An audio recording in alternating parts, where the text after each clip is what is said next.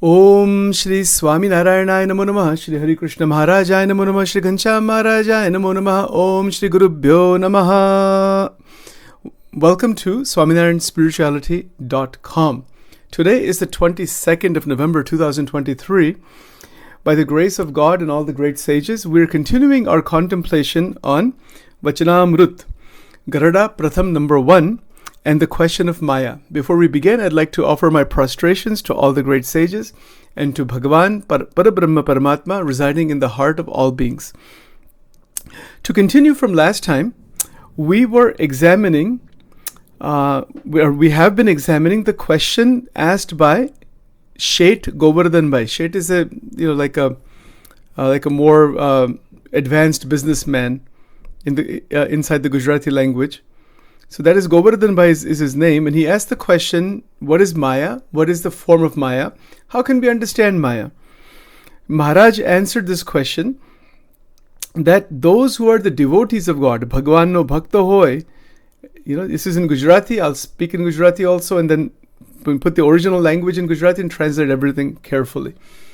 That those who are the devotees of God, Bhagwan no Bhakta hoy, તેને ભગવાનની મૂર્તિનું ધ્યાન કરતા જે પદાર્થ આડું આવીને આવરણ કરે, તેને માયા કહીએ. This is the answer Shriji Maharaj gave, which we have been examining in all the previous recordings also. So today, I want to go a bit further in terms of the three words that were written in the footnote by the BAPS commentators with regards to the bhakti aspect, the Bhagwan no Bhakta. Bhakta means one who has taken the shelter of the Lord, one who is a mumukshu, and one who is a sadhak. These are three specific points that the commentators have written, and I want to elaborate on this further today. So, first of all, the concept of ashraya in Sanatana Dharma or Hindu religious practices revolves around the idea of seeking shelter or refuge of God or the chosen deity known as Ishta Devata. This is the first point. What is ashraya? Because without ashraya one cannot do dhyan. Well, not even get to dhyan. Shriji Maharaj is saying that one who is a bhakta of God, but that bhakta of God means that one who has taken ashraya, one who has taken refuge and shelter.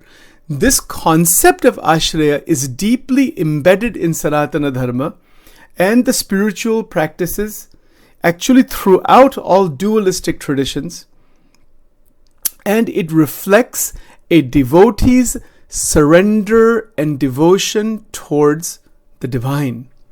This is called ashraya. This is a very basic foundational idea. Now, ashraya means literally shelter or refuge in Sanskrit. So in a spiritual context, it signifies the act of seeking protection or guidance from a higher power. That's the general idea. The general idea is that we are seeking guidance and protection. In the life of Shriji Maharaj, he was doing both. He had given both. He had given guidance in the role of Sadguru, in the role of teacher, and protection by his divine power, by the divine power existing inside of him. That is Abhaya Vardhan. It's a fearlessness, that taking the shelter. Those who are at the shelter of great sages, enlightened masters, they get protection from them. So that is the power of ashraya, and ashraya at the feet of Bhagwan, Ishta Devata. So this is not just physical protection, but also spiritual guidance and emotional support. This is another critical point. We cannot do dhyan, we will not be able to get to a state of dhyan until and unless our emotions get an anchor. Emotions, in an expanded sense, thoughts, emotions, our internal world. The antakarana needs to be anchored. Without anchoring, it will keep getting dispersed. It will be in fear. It will be in. It will not be able to move into a state of dhyana, as Shriji Maharaj is saying. the dhyan of the murti. So right now I'm just expanding on the ashraya concept carefully. Right? So in ashraya, when a person takes shelter, how does a person do that? He says that I am at your feet, O Lord. This requires faith. This is shraddha. So in Ishta Devata, whichever Ishta Devata it may be, in the Sanatana Dharma there are many different forms of God. God is only one. But there are many avatars, incarnations, approaches, sadhanas. Whichever Ishta Devata one is following, to take refuge is the absolute foundation for Ishta Bhakti, Ishta Nishta, Ishta Sadhana. That is the base. So when we are seeking, when there's a seeker is one who is wanting what from God? Wanting liberation. That is the second point written by the commentators, that is mumukshutvam. So the point regarding bhakti, or one who is a bhakta, means that one who has taken shelter, ashraya, ashrit, mumukshu, and sadak. In Gujarati, the sentence is written in the footnote. Ahi Bhagwan no bhakta etle Bhagwan no ashrit mumukshu sadak. So to reach that stage genuinely is what Shriji Maharaj is talking about. It is for those who are sincere, those who are seekers, those who want the realization of God, those who want freedom from the entanglements of life and birth and the sansara. If those who are wanting that, for them, bhakti will evolve. For them, the ashraya will open up carefully. And through that development, the anchoring of the antakarana, the emotions, memories, the man, buddhi, chit, ahankar, all four get anchored to Ishtadevata. This anchoring is a relational anchoring of Bhakta and Bhagavan. And so ashraya is the quality that is needed inside the antakarana for the anchoring to occur.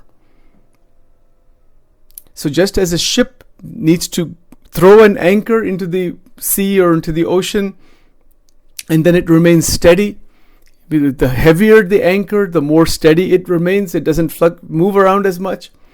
Similarly, when a sadhak, a mumukshu, a bhakta, throws the anchor of ashraya, that says, "Oh Lord, I am completely yours and yours alone."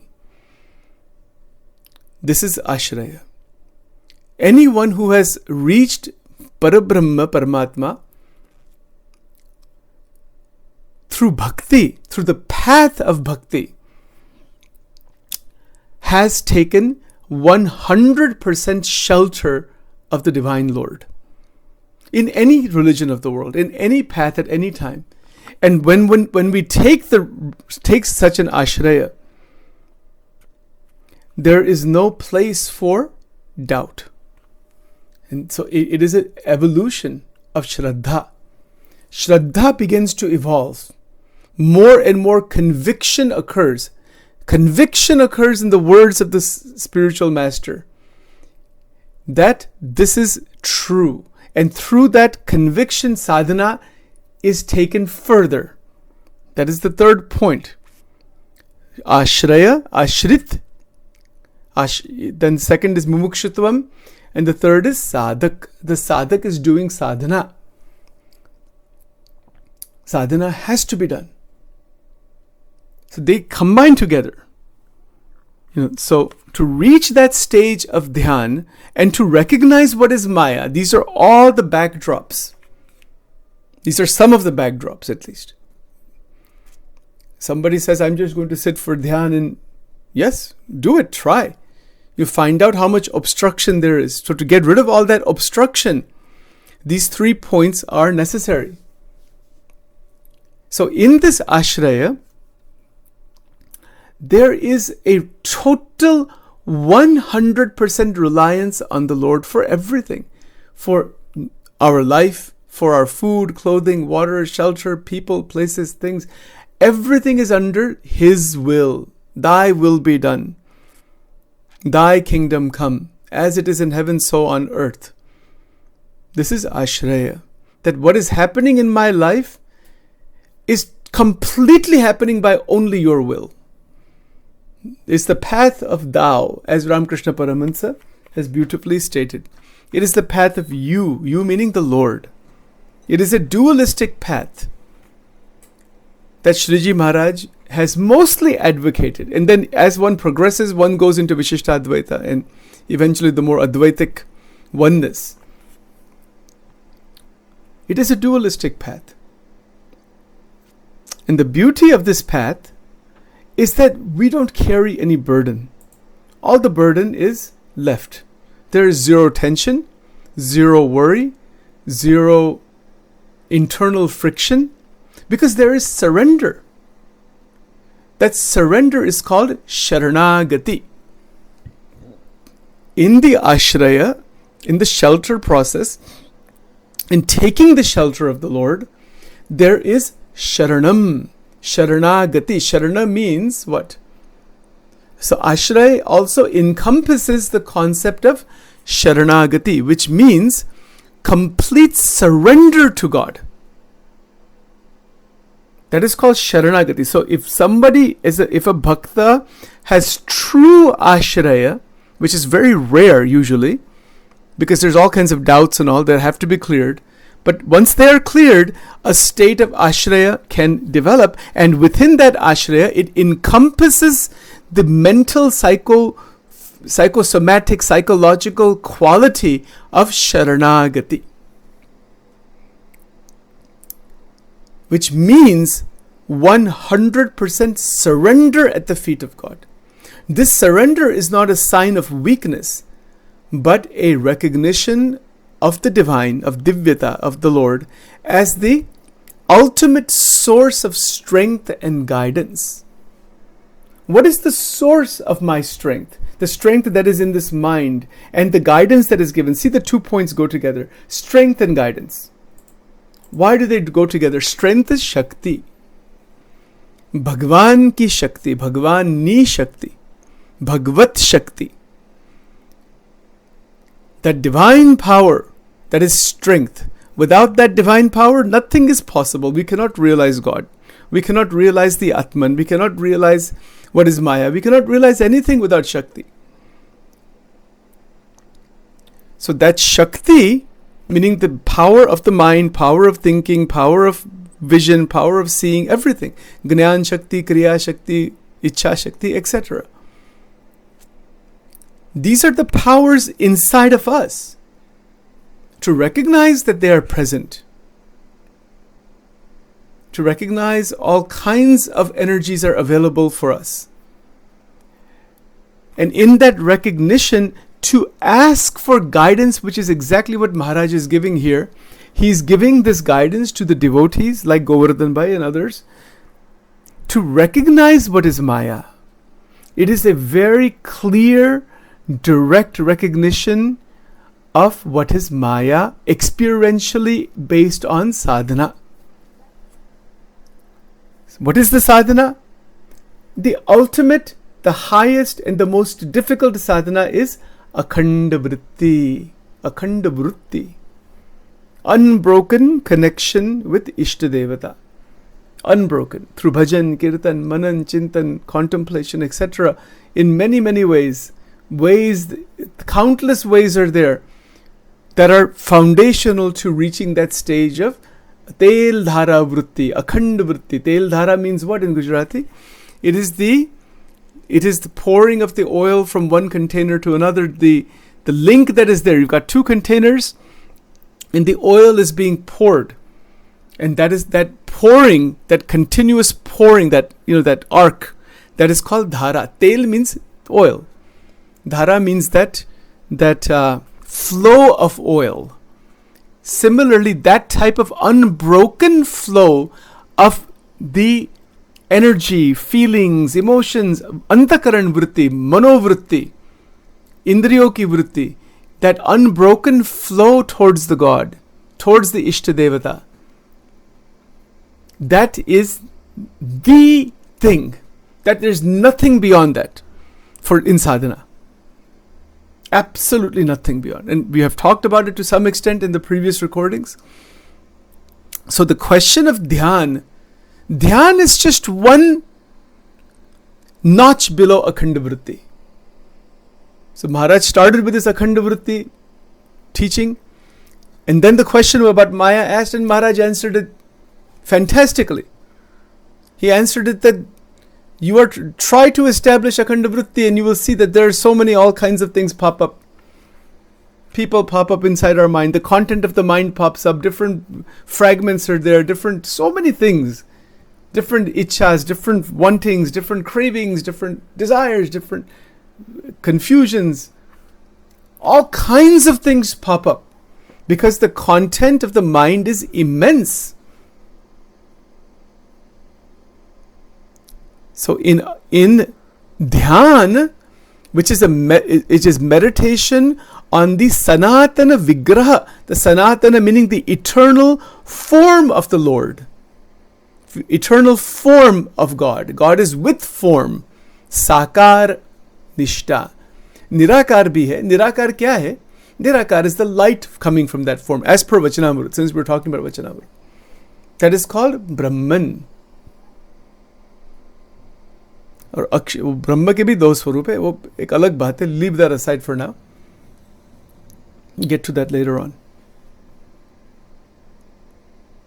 We want to be clear about the concepts and ideas first. That Bhagavan, the way the word Bhagavan is also used throughout Vachanamrutam, is one supreme, unparalleled being with form. Shriji Maharaj goes even so far to say that form is 16 years old. Kishore meaning about 14 to 16, that age range. Like you have a boy or a girl at that age, but it's not male or female. That form is beyond Akshara Brahma, Nitya Sakar, Divya Vigraha, Sarva Karta, the all-doer, Sarva Harta, also the non-doer, plus the all-doer. We'll get to all that later on. Amazing. But to understand that tattva, even to intellectually understand that, my God, we would need billions of lifetimes. And I'm not exaggerating that number, billions. It's still we cannot understand that. It's not understandable using our intellect completely. We need to use our intellect for manan chintan but it is by grace, by krupa. God reveals, it's a revelation. Gunatitanand Swami is very clear also on this point. That God is known through God only. When God comes to us, we cannot go to God. We will not be able to go to God. We don't have any kind of intelligence, power, or anything to transgress Maya. There is no sadhana that anybody can do to transgress Maya. All sadhanas, this is in the Swaminarayan satsang, in many places this is written, that all the sadhana we do, it gets merged back into Mahamaya. The sadhana itself is part of Mahamaya, obviously. Ramakrishna Paramans called that Vidya Maya. Yes. But that doesn't mean we don't do sadhana. We are doing sadhana. It's actually very simple. We're doing sadhana so that Bhagavan, that is beyond Maya, by krupa, by grace, comes to the devotee and says, okay, you want me, you're looking for me, you're hankering after me, you're running after me, and you are running after me genuinely, okay. And you only want me, I'll come to you. It's literally that much. That is the whole spirituality in a nutshell. When a bhakta wants only God, most people will say, yeah, we want God, but it's like how we say that. It's like another thing to achieve on the whole list. Yeah, we want to take 50 trips, we want to have these houses, we want to have children, family, grandchildren, great-grandchildren, 20 pets, we want to have 5 computers, we want to have all this food, and let's add God to that mix also. Nobody realizes God like that. have all those things, even want all those things, no problem. But when the bhakta reaches a stage that I want God and only God, and whatever else may come is by divine will, that's okay. We have our functional necessities, that's fine. But apart from that, there is no diversion. And this is the whole point of Maya. The whole point of Maya, to understand what is Maya, is wanting so much other than God. And we just add God to that massive bucket list, as if it's some object to be obtained. How ridiculous and foolish is that? God is not an object to be obtained, nor is it to be added to a bucket list of a to-do list, as many people do. That is not going to lead anywhere. That's okay. Some little bit of sadhana may be done, some bhajan kirtan may be done, some rituals may be done. That's the end of it, and person dies at the end. That's all. But even that little bit that is done, that is carried over. That is also good. Do that. At least do something. Anyway, it's a different subject. I won't go into that. The point here is that those who are sincere sadhakas, they reach a stage of ashraya. The ashraya, we just giving lip service to this is of no meaning. Sachin can talk about it, and I can research it further, and there's lots of acharyas that have written a lot about this. And there are online videos, and so many things are there on thousands of hours. But that's all information. It's good. It is, even Sachin here is speaking right now for many, many hours on this thing, for myself only. And then whatever, by the divine will, if it benefits anybody, if it's anything somebody can take from that, that is by the will of God. Bhagwan ki ichha. So yes, contemplation is needed, but it's not the quantity of the language or quantity of how much we have read or quantity of just information. No. Ashraya is a highly intense cognitive and emotive turning over of the energy within cognition and emotion at the feet of the Lord. Not holding anything for oneself. The biggest sages in the world have done this. This is their secret. Whether it is Ramakrishna Paramhans, Ananda Mahima, Premanand Swami, Muktanand Swami, Mirabai, Tulsidas Ji, Valmiki Ji, Narad Ji, and so many others. Even today there are big devotees. This is what they have done. They have taken their emotions that are available to us in the human condition, taken their thoughts, taken their energy and placed it in Sharanagati. Or Bhagwan is Sharanagata Vatsal. भगवान का महिमा ही ये है कि वो जो उनके शरण में जाते हैं 100% शरणागति. Oh Lord, I am yours and yours alone. Come what may, not a leaf can move without your will.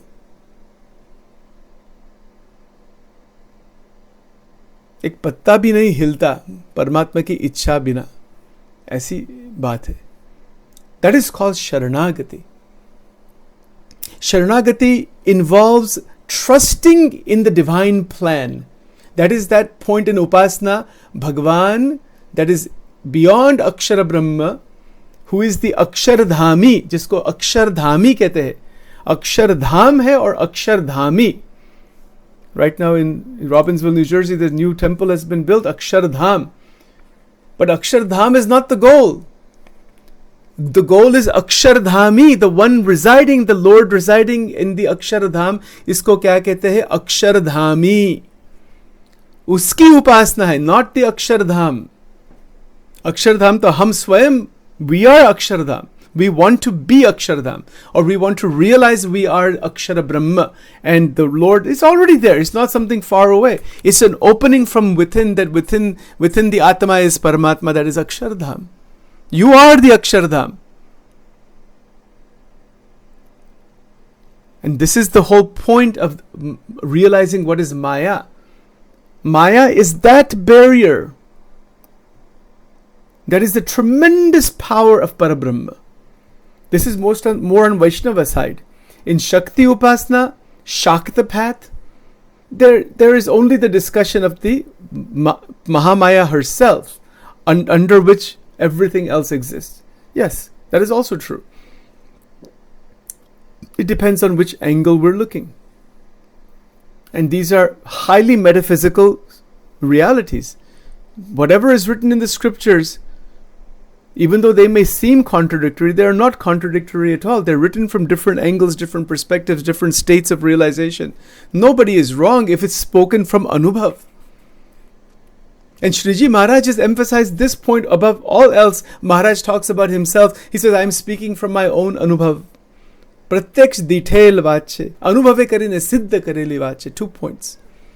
I'm seeing not just through these eyes, but in the realization beyond the chakras and all the metaphysical states. Maharaj went through all of them, experienced all of them, and is speaking. Then he says, I am speaking from Anirdesh. Anirdesh se bol raha hu. Anirdesh te likhavit. In Vedras, Bhagwan Swaminarayan, Sriji Maharaj, he starts with this. He says, I'm speaking from Anirdesh. Anirdesh kya hai? Anirdesh is Akshardham. Anirdesh is beyond Prakriti. Anirdesh is the infinite consciousness of Brahman. And within that infinite consciousness are the liberated beings, and they worship the Parabrahma. Those are called Akshara Mukta. They have reached oneness with Akshara Brahma. Right now in the world there's a massive organization called BAPS. What is that A and P? Akshara Purushottam. What does it mean? Akshardham has 2 forms, and the Sakar form of Akshar, the liberated beings have reached that similarity with Akshara Brahma. It's called Sadharmya, Garada Pratham 21. And the liberated beings are called Akshara Mukta. There are different Muktas in different places. And those Muktas worship Bhagwan, that is beyond Akshara Brahma, the Akshara Dhami. This is the Tattvagnan. So that Akshara Dhami in Garada Pratham, Garada Madhya 13, Shriji Maharaj starts explaining himself as a Mukta. We will cover that in the future sometime by the divine will. And then he slowly takes it up to that Akshardham. And then he says that Murti that is within that divine light, that Mahaprakash, that Divya Prakash, that Chidakash, that Brahma Mohol, that there is a form that is a form of God, Sakar, Ghansham form. Maharaj has said with 2 feet, 2 hands, just like our form, there is a form that is Kishore Murti, and that is the ultimate, that is the Mool Swarup of God. And then he says, that is me. Interesting, we'll go into all this. And then he says that if you cannot accept that is me, he's telling the people at that time, at least believe that Maharaj is seeing that form. This is a very deep Tattvagnan. This is called the Swarup Nishtha. इसको क्या कहते हैं? In Swaminarayan Sampradaya, this is one of the biggest and most important Vachanamruts is Garada Madhya 13. The whole Swarup of Shriji Maharaj is based on many Vachanamruta are there, many teachings are there, but it is based on this concept, this notion that there is a Kishore Murti, 16-year-old or so, not male or female, Satchidananda, and the light coming from that, its intensity, its power, it is infinitely beyond Brahman. Not just beyond Brahman, infinitely beyond Brahman. That the Brahman Shankaracharya ji is talking about is only the tiniest fragment of what Shriji Maharaj is mentioning here. It's the tiniest, just some Anubhav is there that Shankaracharya ji had. This is how it would be a shocking idea to people in Advaitic side. What are you talking about? But if you go through the scriptures carefully, you know that even you have to really, it requires a deep dive into the Advaitic text to understand this point. Advaitic masters would never, the sadhaks wouldn't accept this idea. And it's not a question of debate. Ye ek anubhav ka prashna hai. Chidakash is infinite consciousness. How can there be something beyond that? Maharaj said there's quite a bit beyond that. That is just the beginning only. Anyway, these are the points. So again, I don't want to divert too much, but when we are talking about dhyan, what is the destination? See, a sadhak sets the destination of where the permanent residence is going to be when we leave this body. This is the most fascinating idea.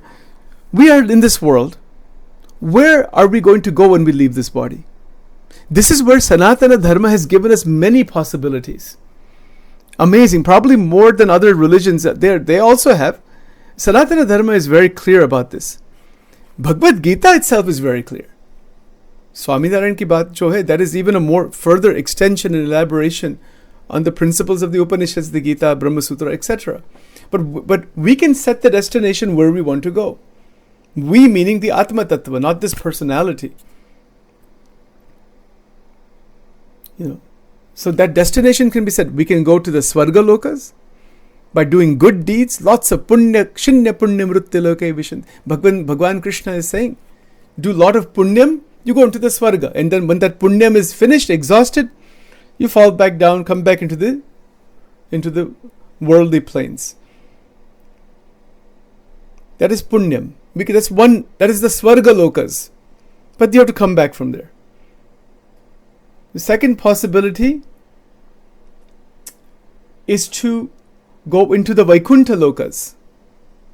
Vaikuntha Dham, Shredvip, Vaikuntha, they're different. So that is where the Upasana of Vishnu, Bhagwan Narayan comes into the picture. Those are those types of Upasanas. So this is called Upasana na Bhed in Gujarati. Generally the idea is only God is one. What do you mean there's different abodes? But there are different abodes. You have to go into the literature, and each type of upasana takes you to a different destination. It's not the same destination. Vaikuntha is not the same as Goloka, and Goloka is not the same as Shvedvip, and that is not the same as Badrik Ashram, and there are so many other lokas that are unknown to us. But whatever has been revealed through the Bhagavatam and other scriptures, those destinations can be set based on upasana. And about the Swaminarayan stuff, that is another whole interesting subject. That's a lot of history behind this question of upasana. So this whole notion, it encapsulates Advaita Vedanta. But what it does, it establishes what is called Ekeshwarvad, that there is one God who is independent, separate from everything, and nobody becomes that God. Ever. So there's a dualism in that. And this is Sriji Maharaj's approach. Now, approach is there, but it's also the ontological viewpoint.